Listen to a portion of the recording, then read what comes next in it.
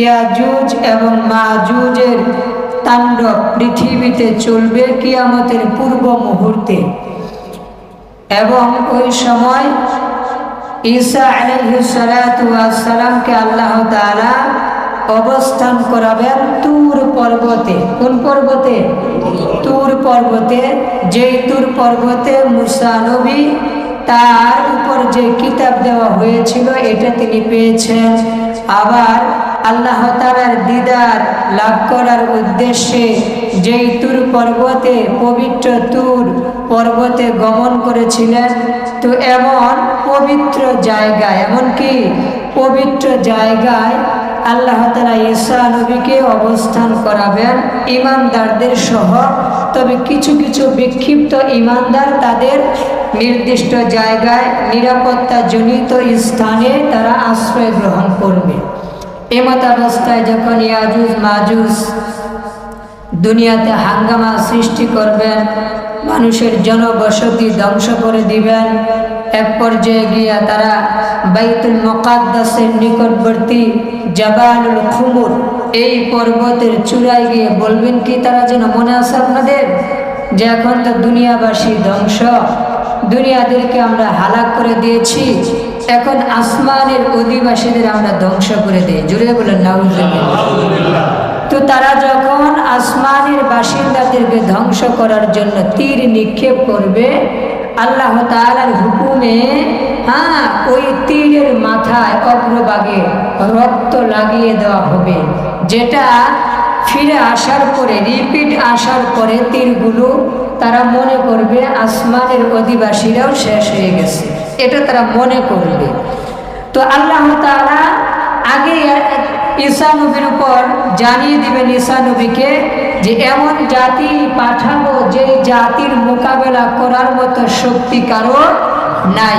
সুতরাং ঈসা নবীকেও এই শক্তি দেন নাই যে ইয়াজুজ এবং মাজুজের এই পঙ্গপালের মতো বাহিনী, অসংখ্য অগণিত লোক ব্যক্তি, এদেরকে যুদ্ধ করে পরাস্ত করে দিবেন, ধ্বংস করে দিবেন, এরকম এবিলিটি আল্লাহ তাআলা ঈসা নবীকে দেন, মানে দিবেন না।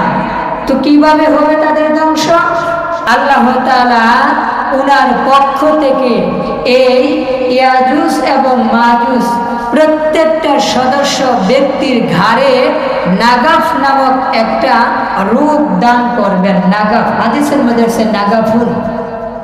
এই রূপটা হওয়ার পর রোগের ব্যাপারে মুহাদ্দিসিনে কেরাম বলছেন এটা একটা আপনার কীট জাতীয়, পোকা জাতীয়, ঘাড়ের মধ্যে যে রোগটা হবে, যেটার মধ্যে পোকা লাগবে বা কীট লাগবে, এমন একটা রোগ বিমারি তাদের হবে, যেই রোগের কারণে ইয়াজুজ মাজুজের এই বিরাট বাহিনী, যাদের সংখ্যা মুফাসসিরিনে কেরাম বলছেন পৃথিবীর মানুষের চাইতে কমাস কম 10 গুণ। কয় গুণ? 10 গুণ। এত বিশাল বাহিনীর প্রত্যেকটা সদস্যই এই নাগাফ নামক রোগের কারণে ইন্তেকাল করবে, মারা যাবে। সুবহানাল্লাহ। আল্লাহ তাআলা এদেরকে ধ্বংস করে দিবেন। এমন ভাবে তারা পড়ে থাকবে পৃথিবীর পথে প্রান্তরে, বন্দরে, শহরে, নগরে, গ্রামে, গঞ্জে। তাদের একজনের উপরে আরেকজন, একজনের উপরে আরেকজন, এইভাবে হাদিসের মধ্যে আছে আধা বিঘা পরিমাণ জায়গা খালি থাকবে না যেখানে ইয়াজুজ মাজুজের লাশ পড়া থাকবে না। মানে সব জায়গায় লাশ আর লাশ আর লাশ।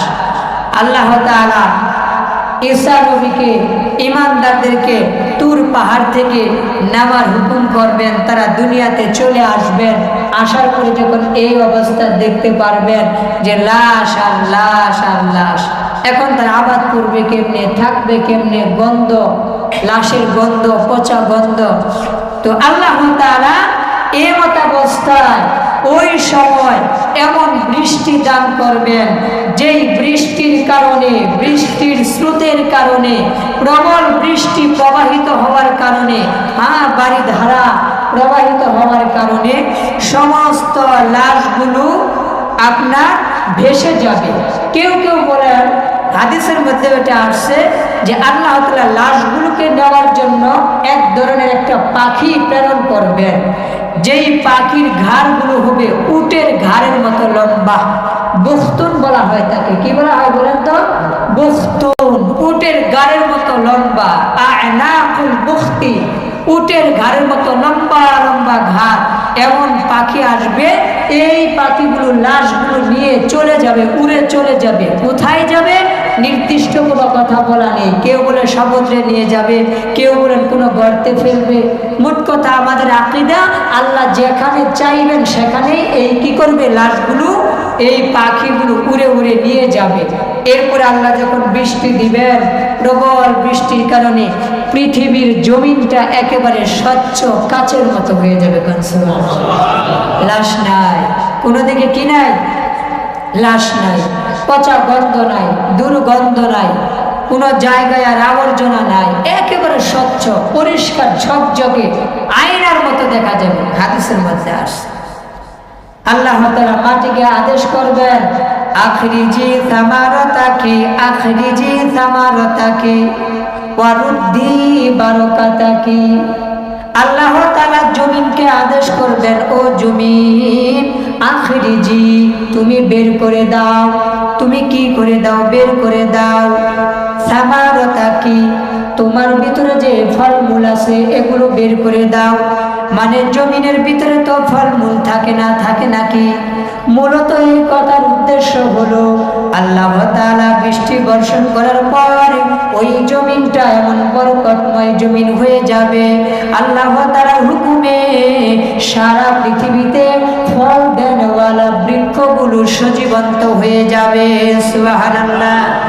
আমার আল্লাহ যখন হুকুম করবেন ওই গাছগুলোতে, ফল দেনওয়ালা গাছগুলোতে আল্লাহর হুকুমে আল্লাহ যখন বলবেন, আখরিজি সামারাতাকি, তোমার ফলগুলো বের করে দাও, তোমার ফলগুলো তুমি উগরিয়ে দাও।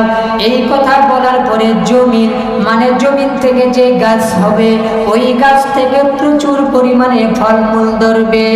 এমনকি হাদিসের মধ্যে বলা হয়েছে এত বরকত হবে ওই সময় কিয়ামতের আগে একটা ডালিম, কয়টা ডালিম? সবাই বলেন কয়টা ডালিম? মাত্র একটা ডালিম অনেকগুলো মানুষ খেয়ে জীবন ধারণ করতে পারবে। সুবহানাল্লাহ। আল্লাহ তাআলা এত বরকত নাযিল করবেন এমন সময় কিয়ামতের পূর্ব মুহূর্তে ওই একটা ডালিমের খোসা দিয়ে মানুষ ছাতার মতো আবরণ বানিয়ে সেখানে ছায়া লাভ করতে পারবে। কন্যা সুবহানাল্লাহ।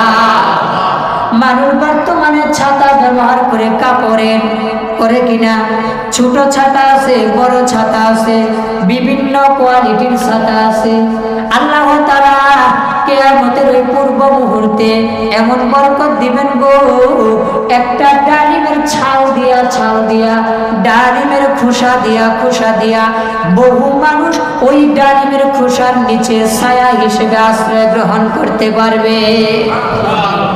আল্লাহ তাআলা জমিনকে বলবেন, রুদ্দি বারাকাতাকি, তোমার যত বরকত আছে জমিন দাও, বের করে দাও। এমন বরকত হবে, এমন বরকত হবে পৃথিবীর জমিনে ওই সময় কোনো দরিদ্র মানুষ পাওয়া যাবে না। কন্যা সুবহানাল্লাহ। এখন তো ধনীর অভাব নাই, গরিবের অভাব নাই, কিন্তু আল্লাহ পাক ওই মুহূর্তে কিয়ামতের আগে সমস্ত মানুষদেরকে সচ্ছল বানিয়ে দিবেন, দরিদ্র থেকে ধনী বানিয়ে দিবেন। কোন সুবহানাল্লাহ। আল্লাহ তাআলার হুকুম পাওয়ার পরে জমিন বরকত দেওয়া শুরু করবে, ফুল ফসলে ভরে যাবে, মানুষের মধ্যে আনন্দ উল্লাস স্বতঃস্ফূর্ততা স্বাচ্ছন্দ্যতা বিরাজ করবে। হানাহানি নাই, মারামারি নাই। এমন বলা হয় কোনো বাঘ ভাল্লুক পর্যন্ত অন্য কোনো জানোয়ারের উপর আক্রমণ করবে না। মানুষ তো দূরের কথা, কোনো প্রাণী অন্য কোনো প্রাণীকে আক্রমণ করার, অ্যাটাক করার হিম্মত পাবে না। এমন বরকতার শান্তিময় মুহূর্ত চলতে থাকবে। 40টা বছর ঈসা নবী জীবিত থাকবেন ওই সময়। এই 40টা বছর দুনিয়া সুন্দর আবাদ হইবে। এখন তো দুনিয়া ধ্বংসের দ্বার প্রান্তে, কারণ দাজ্জাল আসার পরে চলে গিয়েছে, ইয়াজুজ মাজুজ আসার পরে চলে গিয়েছে, কিয়ামতের বড় বড় আলামত সংঘটিত হয়েছে, তাহলে দুনিয়া তো ধ্বংসের দ্বার প্রান্তে চলে যাবে। এই মত অবস্থায় 40টা বছর পরে আল্লাহ তাআলা ঈসা নবী সহ মুমিনদেরকে দুনিয়া থেকে উঠাই নেবেন। কেমনে উঠাইবেন? হাদিসের কিতাবের মধ্যে আসছে, বুখারীর ঘটনা, তিরমিজির ঘটনা। আল্লাহ তাআলা মুমিনদের মাঝে এক ধরনের বাতাস প্রেরণ করবেন, কুদরতি বাতাস। যেই বাতাসটা লাগার কারণে তাদের কবরের মধ্যে এক ধরনের বিমারি হবে, অসুস্থতা হবে। প্রত্যেকটা মুমিনের গায়ে এই বাতাসটা লাগবে। আল্লাহ পাকের হুকুমে পৃথিবীর জমিনে এমন কোন নেককার মানুষ বাকি থাকবে না যেই নেককার মানুষের গায়ে বাতাসটা লাগবে না। অর্থাৎ সমস্ত মুমিন মুমিনাতের গায়ের মধ্যে বাতাসটা লাগবে। আল্লাহর হুকুমে বাতাসটা লাগার পর প্রত্যেকটা মুমিন ওই বিমারি হওয়ার পর আল্লাহর হুকুমে দুনিয়া থেকে সবাই চলে যাবে, ইন্তেকাল করবে। বলেন সুবহানাল্লাহ। দুনিয়ার মুমিন থাকবে না, একজনও মুমিন থাকবে না। বাকি থাকবে কারা? কাফের, মুশরিক, বেঈমানরা, আল্লাহর অবাধ্যচরণ যারা করে, আল্লাহর নাফরমানি যারা করে, আল্লাহর হুকুমকে যারা মানতে চায় না। ওই কঠিন মুহূর্তে, কিয়ামতের আগ মুহূর্তে মুমিনরা একটাও জীবিত থাকবে না। এই মত অবস্থায় যখন ওই বেঈমানরা জীবিত থাকবে, এত অন্যায় করবে, এত জুলুম করবে, তারা আবার 40টা বছর পরে বলা হয় প্রকাশ্যে দিবালোকে মহিলা এবং পুরুষ জিনা ব্যভিচারে লিপ্ত হবে। বলেন নাউজুবিল্লাহ। প্রকাশ্যে দিবালোকে, কোন ধরনের পর্দার দরকার নাই। এখন তো বেহায়ার জমানা আমরা দেখি, তারপরে তো একটু হলেও শরম লাগে, লাগে কিনা? একটু হলেও শরম লাগে না গুনাহ করতে? কেউ যদি জিনা করে একেবারে আমাদের সামনে রাস্তাঘাটে প্রকাশ্যে এইভাবে করতে চায়, কথা কন্যাকে করতে চায়, কোথায় যায় বলেন তো? হোটেলে যায়। কোথায় যায়? আবাসিক হোটেলে যায়, বিভিন্ন পার্কে যায়, যায় কিনা? কথা কয় না এরা, মনে এরা জানেই না। পার্কে যায় না? অকাম করার জন্য পার্কে যায়, বিভিন্ন গার্লফ্রেন্ড নিয়ে, তারপরে নিজের বিবি নিয়ে হোটেলে যায়, বিভিন্ন অপকর্ম করার জন্য মদ গাঞ্জা খায়া অপকর্ম করে তারা। একটু হলেও তো লাশ শরম আছে। ওই মুহূর্তে কিয়ামতের আগে এই বিন্দু পরিমাণ, মানে শেষ লাজ, একবারে লজ্জার শেষ সীমানা যেটা, এইটাও কিয়ামতের আগে থাকবে না। একবারে ডাইরেক্ট ওপেনলি, খোলাখুলি রাস্তায়, ওপেন জায়গায় একজন আরেকজনের সাথে, এক পুরুষ আরেক মহিলার সাথে অকাম করবে, জিনা করবে, ব্যভিচার করবে। নাউজুবিল্লাহ। আল্লাহ তাআলার জমিন যখন এইভাবে পাপে ভরে যাবে, পাপে ভারী হয়ে উঠবে, সারা পৃথিবী পাপের কারণে গরম হয়ে যাবে, আল্লাহ তাআলা এই দুনিয়া নামক একটা জগৎ, দুনিয়া নামক একটা জায়গা, এটা আর বাকি রাখবেন না। আল্লাহ তাআলা ইসরাফিল ফেরেশতাকে হুকুম দিবেন সিংহায় ফু দেওয়ার জন্য। নুফিকা ফিস সূর, সিংহায় ফু মারা হবে। প্রথম ফুৎকারে সারা পৃথিবী একেবারে চূর্ণ বিচূর্ণ হয়ে যাবে। বলেন না সুবহানাল্লাহ। একেবারে ধ্বংস, কিচ্ছু বাকি থাকবে না। যেই দুনিয়ার জন্য আমরা এত কিছু করলাম, ঘর বাড়ি বাঁধলাম, অট্টালিকা করলাম, ক্ষমতা ধরে রাখার জন্য যা মন চায় তাই করলাম। কম্পিটিশনের জমানা, প্রতিযোগিতার জমানা, কে কাকে রেখে কতটুকু আগিয়ে যেতে পারে, অগ্রসর হতে পারে, এই কম্পিটিশন সব স্তব্ধ হয়ে যাবে। মানুষের নেক কাজ বন্ধ হয়ে যাবে, গুনাহ করা বন্ধ হয়ে যাবে, আসমান থাকবে না, জমিন থাকবে না, কিচ্ছু থাকবে না, আমি আপনি কেউ থাকবো না। তো আল্লাহ তাআলা ঈসা নবী সহ যখন সমস্ত মুমিনদেরকে নিয়ে নেবেন, এরপর আর দুনিয়া বেশি দিন বাকি রাখবে না। দুনিয়া কি রাখবেন না? বেশি দিন বাকি রাখবেন না। আল্লাহ নবী একবার হাদিস বয়ান করতেছেন, আবু সাঈদ খুদরি রাদিয়াল্লাহু তাআলা আনহু থেকে বর্ণিত। আন আবি সাঈদ খুদরি রাদিয়াল্লাহু তাআলা আনহু। এই হাদিসটা বুখারী শরীফের 3348 নম্বর হাদিসের মধ্যে আসছে। সহিহুল জামের 148 নম্বর হাদিসে 142 নম্বর হাদিসের মধ্যে আসছে, মুসলিম শরীফের মধ্যে 422 নম্বর, 422 নম্বর, আর আন্তর্জাতিক নম্বর হচ্ছে 221 নম্বর। এই হাদিসগুলোর মধ্যে আবু সাঈদ খুদরি রাদিয়াল্লাহু তাআলা আনহু থেকে বর্ণিত আছে। কি বর্ণিত আছে? আল্লাহর নবী আলোচনা করতেছেন পরকালের জগতের ব্যাপারে, পরের জগতের ব্যাপারে।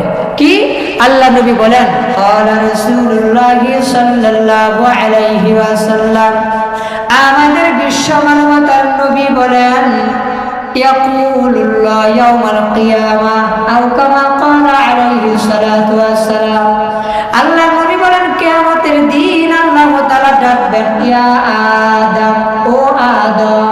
পৃথিবীর প্রথম মানুষের নাম কি? আদম। জোরে বলেন নাম কি? আমাদের আদি পিতার নাম কি? আদম। প্রথম নবীর নাম কি? আদম। আল্লাহ তাআলা প্রথম মানুষকে ডাক দিবেন, ইয়া আদম, ও আদম। আদম নবীকে যখন ডাক দিবে, আমাদের বাবা যান আদি পিতা জবাব দিবে, বলবে ফায়াকুল, অতঃপর আদম নবী বলবেন, লাব্বাইকা ওয়া সা'দাইকা ওয়াল খায়রু ফি ইয়াদাইক, আল্লাহ তোমার গোলাম হাজির, তোমার গোলাম হাজির। যত ধরনের কল্যাণ আছে মালিক তোমার কুদরতি জিম্মায়, যত ধরনের সফলতা আছে মালিক তোমার কুদরতি জিম্মায়। কথা বলেন ঠিক কিনা? দুনিয়ার মধ্যে যত সফলতা দেখতে পাই সব সফলতার দেনওয়ালা আল্লাহ, সব সফলতার নেনওয়ালা আল্লাহ। বলেন না কে? আল্লাহ। আল্লাহ তাআলা যখন ডাক দিবেন, ও আদম, আল্লাহর বান্দা আদম নবী বলবে, লাব্বাইকা ওয়া সা'দাইকা ওয়াল খায়রু ফি ইয়াদাইক, আল্লাহ আপনার গোলাম হাজির, আপনার বান্দা হাজির। কি বলবেন মালিক? বলে দেন, আমাকে বলে দেন, আপনার হুকুম মানার জন্য বান্দা তৈয়ার আছে, এইটা বুঝাইতে চাই। জবাব দেয়া এইটাই বুঝাইতে চাই, মালিক বলেন আমি তৈয়ার আছি।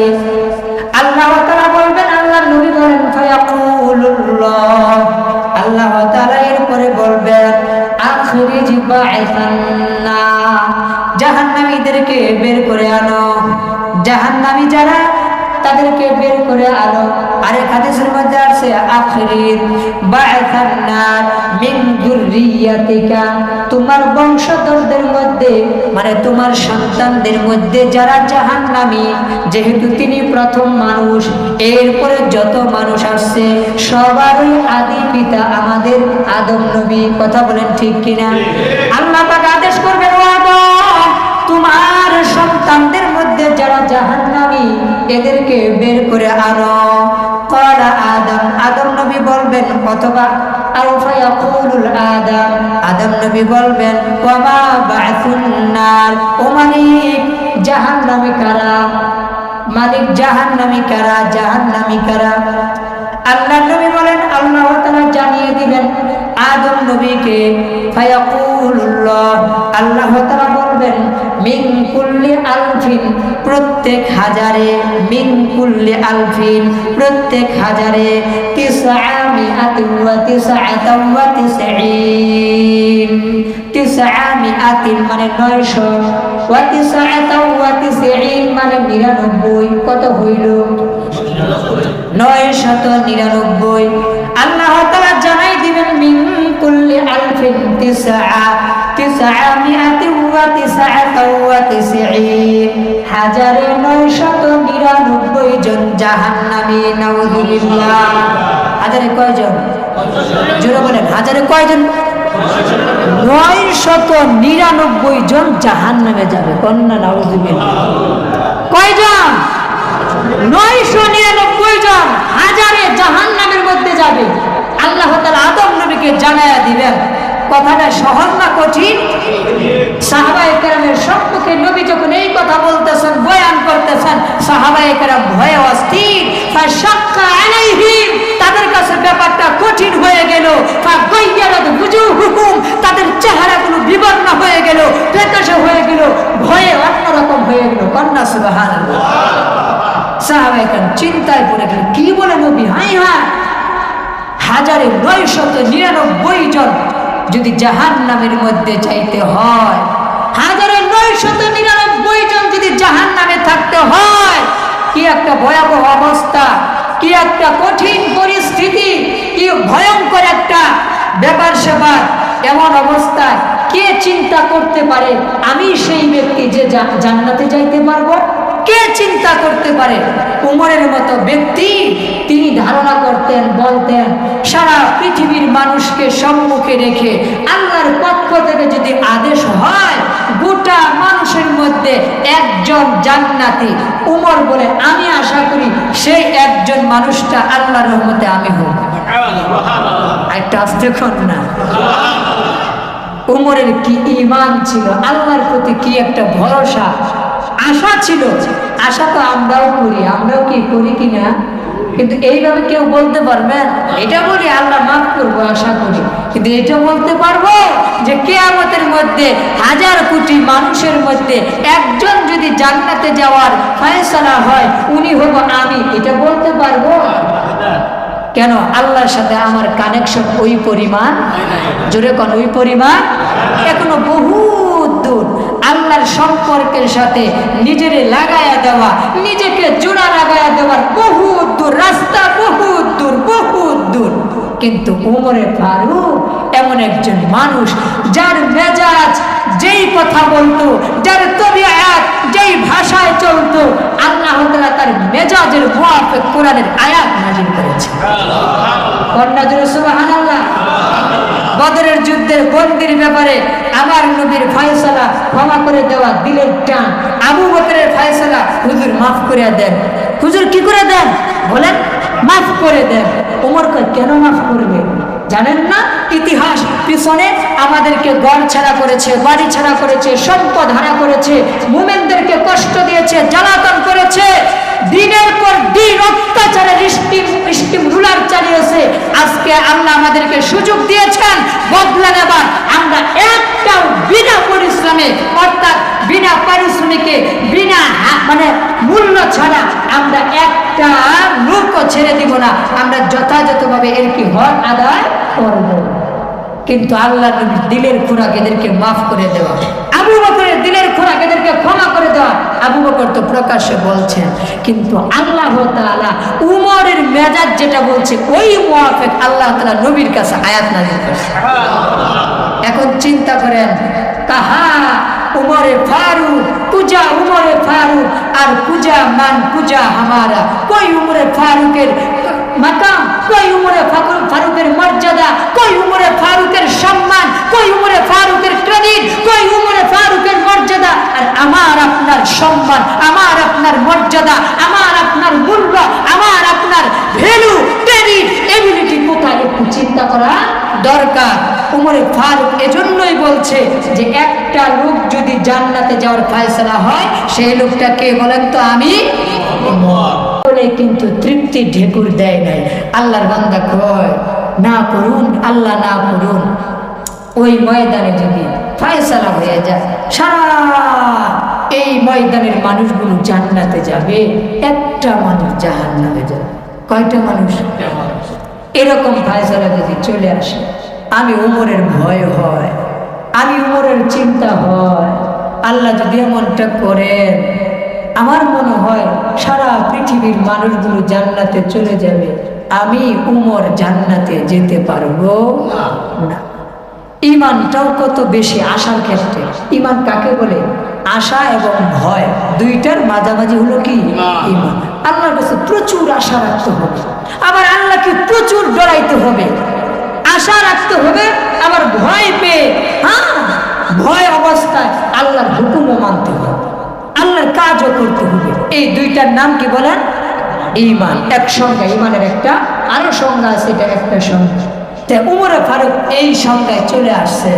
আশার ক্ষেত্রেও অনেক বড়, আবার কি ভয়ের ক্ষেত্রেও অনেক বড় ভয় করছে।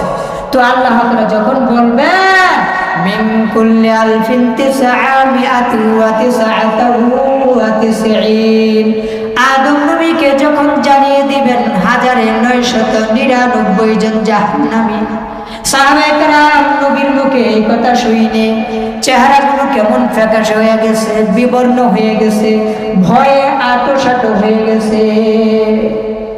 এমন একটা অবস্থা হবে ওই কিয়ামতের ময়দানে, ফাইন্দাহু ইয়াশিবুস সাগীর, ওই ময়দানে বিচারের সময় মানুষের অবস্থা এমন হইবে ছোট ছোট মানুষগুলো বৃদ্ধে পরিণত হয়ে যাইবে চিন্তায়।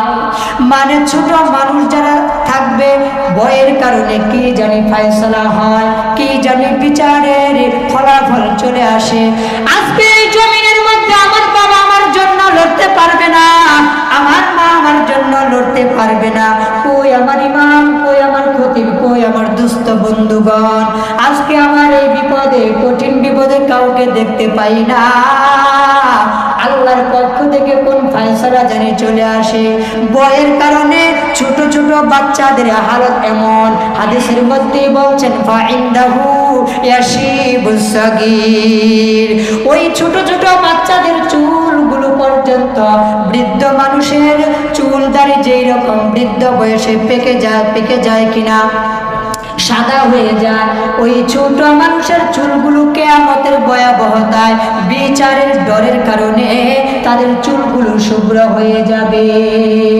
এবং কি যেই সমস্ত মহিলারা গর্ভ নিয়ে ইন্তেকাল করেছে, ওই সমস্ত মহিলাদের এই কিয়ামতের ভয়াবহতা দেখে বিচারের চিন্তার কারণে তারা সবাই তাদের সন্তানকে প্রসব করে ফেলবে। ওয়াতারান্নাসা সুকারা ওয়া মা হুম বিসুকারা ওয়ালাকিন্না আযাবাল্লাহি শাদীদ।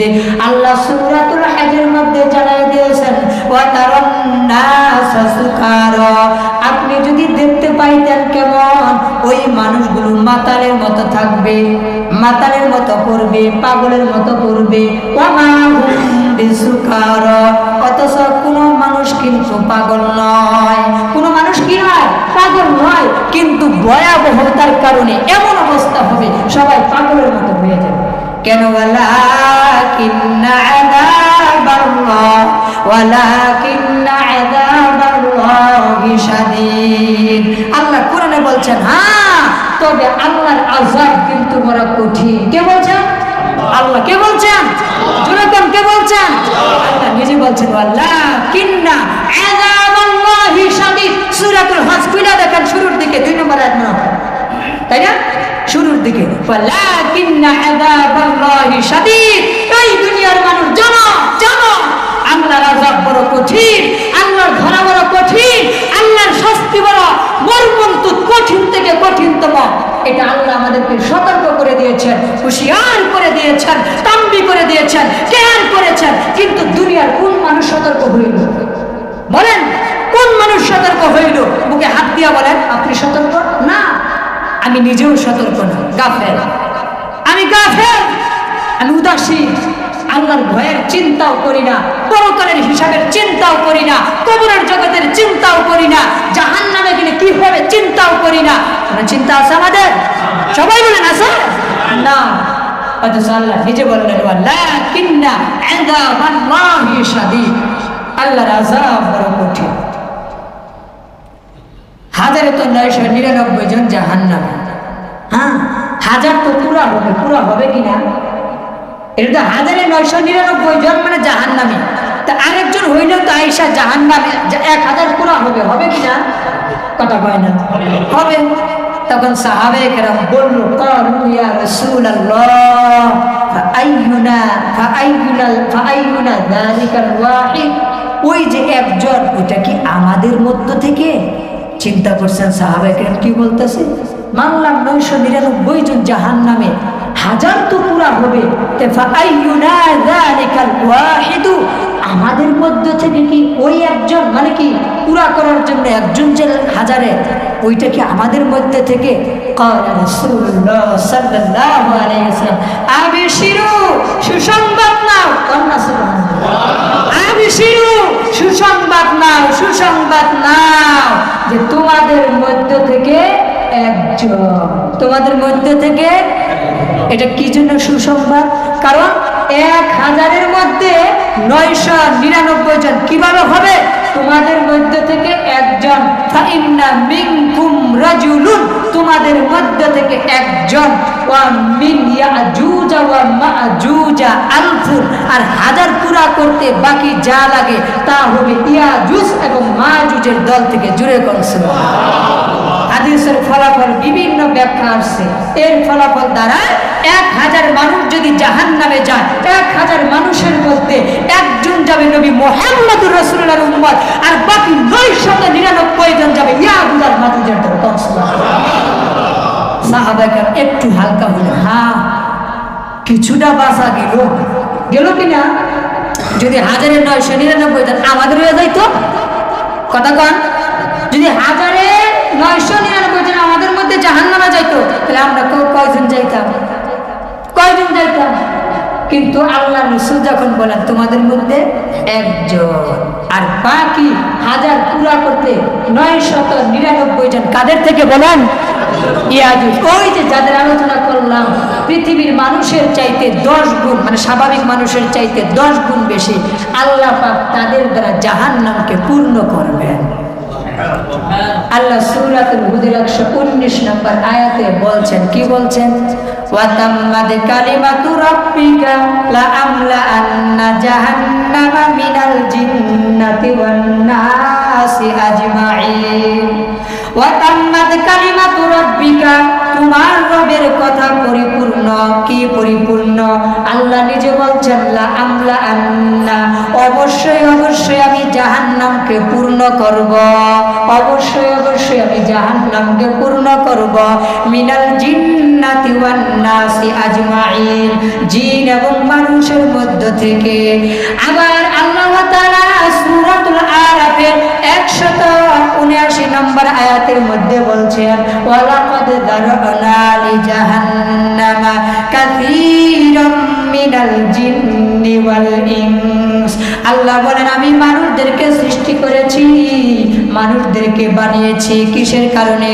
জিনদেরকে বানিয়েছি এবং মানুষদেরকে বানিয়েছি, আমি সৃষ্টি করেছি জাহান্নাম ভরার জন্য। নাউজুবিল্লাহ বলেন। আল্লাহ মাফ করুন আমাদেরকে।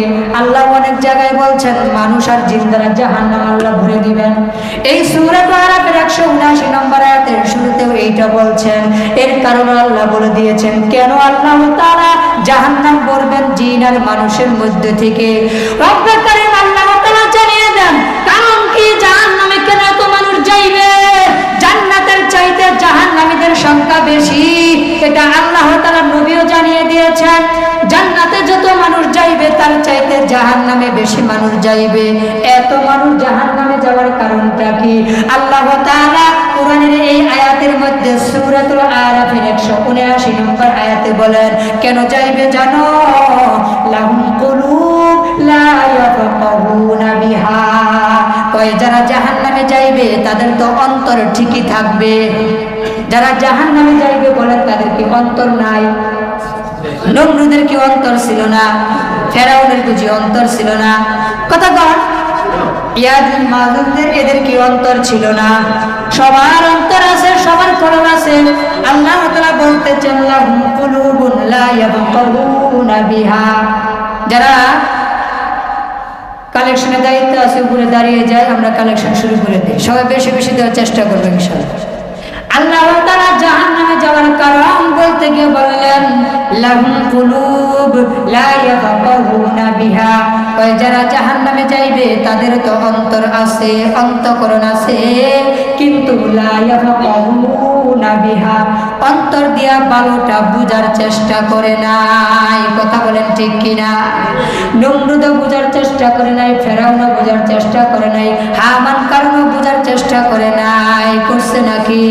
আল্লাহ নবীকে যে কাফেররা আঘাত দিয়েছে, কষ্ট দিয়েছে, সাহাবায়ে কেরামকে যারা নির্যাতন করেছে, তাদের অন্তর ছিল কিন্তু বোঝার চেষ্টা করে নাই। কোরআন সত্য, আল্লাহ নবী সত্য, পরকাল সত্য, জান্নাত সত্য, জাহান্নাম সত্য, হিসাব নিকাশ সত্য, ফুলসিরাত সত্য, কবরের জগৎ সত্য, এরা বোঝার চেষ্টা করে নাই। যার কারণে ঈমান আনে নাই, আল্লাহকে মানে নাই, নবীকে মানে নাই, পরজগৎকে বিশ্বাস করে নাই, যার কারণে আল্লাহ পাক তাদের জন্য রাখছে জাহান্নাম। বলেন নাউজুবিল্লাহ।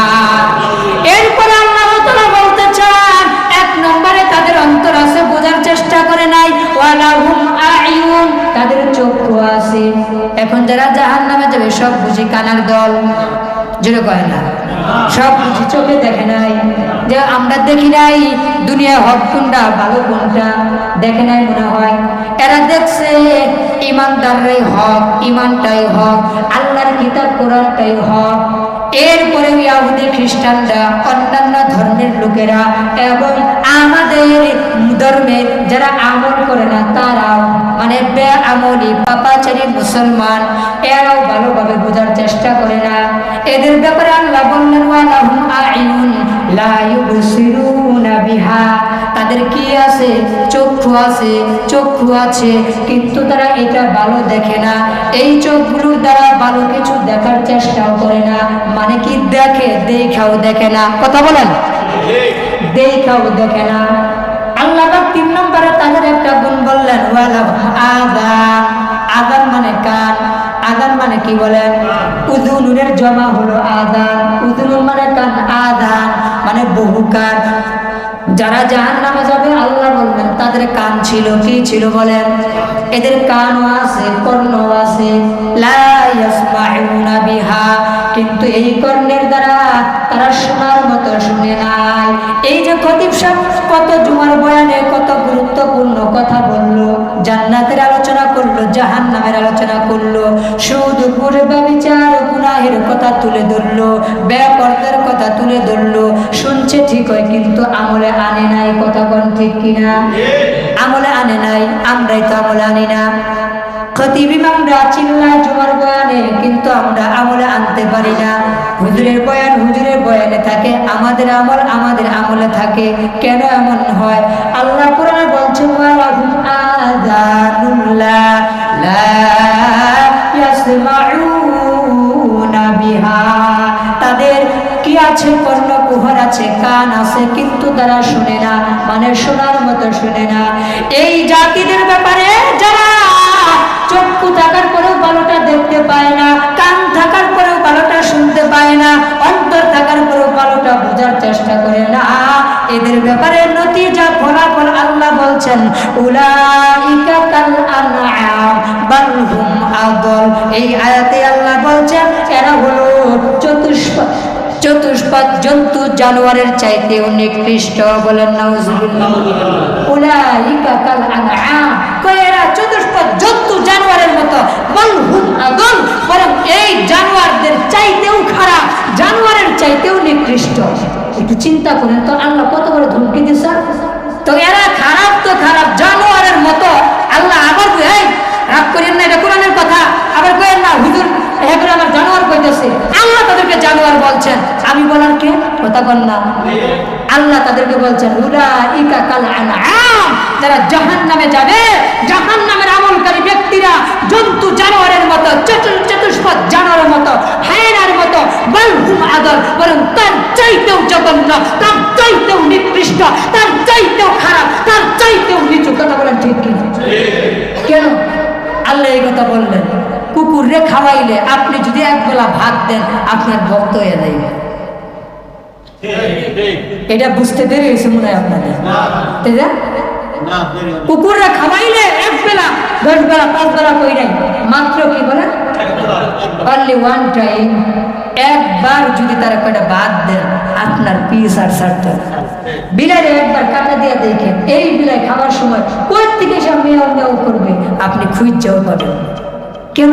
একবার দিছে, আপনার ভক্ত মালিক চিনা ফেলছে, এর কাছে গেলে লাভ আছে, এ আমার খাইতে দেয়। হ্যাঁ, এ আমার খাইতে দিছে। ওই কুত্তারে বিলাইরে নাচতাইবেন, ঘুষাইবেন, কিলাইবেন, আপনার বাড়ি ছাড়বে না। কারণ কি বলেন তো? মালিক চিনে, মালিককে বোঝার চেষ্টা করে। মানলেও আমার একটু করে আবার ভাত দিব, আমার গুতা দিলেও তো, ধমক দিলেও তো একটু করে খাবার দিব। এতটুকু অনুভূতি তাদের আছে, আছে কিনা বলেন? আমার আল্লাহ তাআলা তাদেরকে এমন জ্ঞান দিয়েছেন, বাচ্চা কিভাবে প্রসব করতে হয়, বাচ্চাকে কিভাবে দুধ খাওয়াইতে হয়, কিভাবে রক্ষণাবেক্ষণ করতে হয়। কুত্তাও জানে, বিড়াইও জানে, শুয়োরও জানে, শিয়ালও জানে, বাঘেও জানে, ভাল্লুকেও জানে, সাপেও জানে, পাখিও জানে। জানে কি না? এরা জানে, সব জানে, এরা জানে, সব বুঝে জানে। কিন্তু মানুষ এত নিমু খারাপ, এত নিমু খারাপ, এত খারাপের খারাপ, যেই মালিকের দেওয়া রিজিক প্রতিদিন খায়, 3-4 বার 5 বার খায়, ভালো আইটেমের খাবার খায়, আকৃত ফলমূল খায়, যেই মালিকের বাতাস খায়, যেই মালিকের পানি খায়, ওই দিনে আবার মালিকের নাফরমানি করতে কুণ্ঠাবোধ করে না। কথা বলেন ঠিক? জানোয়ারের চাইতে জঘন্য মানুষ হয়ে যায় যারা আল্লাহর হুকুমের অবাধ্য করে। হায় হায়, গুনাহ তো হইবে, হয়ে গেছে, অন্যায় করছি, কিন্তু তওবার কি সুযোগ নাই? এই কথা বলেন, তওবার কি সুযোগ নাই? নিজেকে ঠিক করার, ভালো করার পথ পন্থাকে আল্লাহ দেন না। কিন্তু এই নিমো খারাপ গোষ্ঠীরা, জাতিরা এইভাবে সারাটা জিন্দেগি পার করে মরণের প্রান্তে চলে যায়। এমনকি আল্লাহ না করুন ঈমান হারা হইয়া মইরা যায়, কিন্তু আল্লাহর কাছে মাপ চাওয়ার কোনো সুযোগ ফুরসত তারা পান। এরাই হচ্ছে জানোয়ারের চাইতে জঘন্য নিকৃষ্ট। যেরকম ঠিক কিনা?